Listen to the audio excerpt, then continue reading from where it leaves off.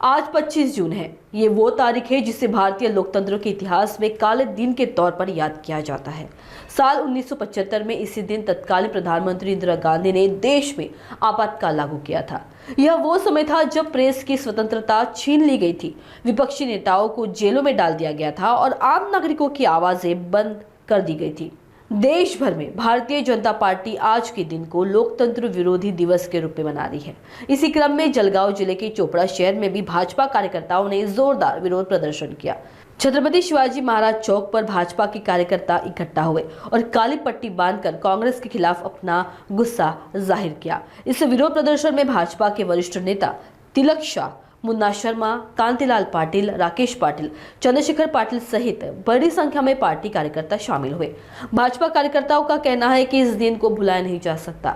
हर वर्ष इसे याद कर लोकतंत्र की रक्षा का संकल्प लेना चाहिए। जे 1975 मध्ये इंदिरा गांधींनी जी आणीबाणी लावली, 17 महिने राहिली आणि 1977 मध्ये 19 महिने राहिली आणि 1977 मध्ये उठवली।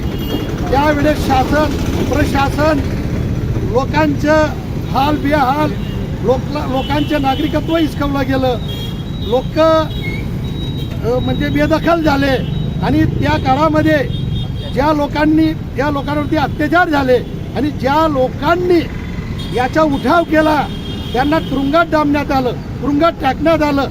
त्याच्यामुळे आम्ही भारतीय जनता पार्टी चोपडाकडनं संपूर्ण भारतामध्ये आम्ही हा आणीबाणीचा जो दिवस आहे तो आम्ही काळा दिवस मनवतो आणि आम्ही त्याचा जाहीर निषेध करतो। त्याच्यामुळे आम्ही एकच सांगू इच्छितो, तो जो काळ होता तो संविधानाची हत्या झालेली होती, नागरिकत्व धोक्यात आलेलं होतं, त्याच्यामुळे हलाखीची परिस्थिती होती। त्याच्यामुळे त्यावेळेस बी जनसंघापासून सगळ्यांनी आंदोलन केलं, उठाव केला। त्या उठाव मोडीच काढण्यासाठी तुरुंगात टाकण्यात आला। त्याच्यामुळे आम्ही हा 25 जून आणीबाणी जेव्हा जाहीर झाली तो दिवस आम्ही काळा दिवस मानतो आणि भारतीय जनता पार्टीकडनं आम्ही तो निषेध नोंदवतो। 1975 साली इंदिरा गांधीने देशात आणीबाणी लावली। सर्व राजकीय विरोधी पक्षवाल्यांना त्यांनी जेलमध्ये टाकलं, 19 महिन्यापर्यंत जेलमध्ये टाकलं आणि शेवटी 77 मध्ये सर्व आंदोलन केलं।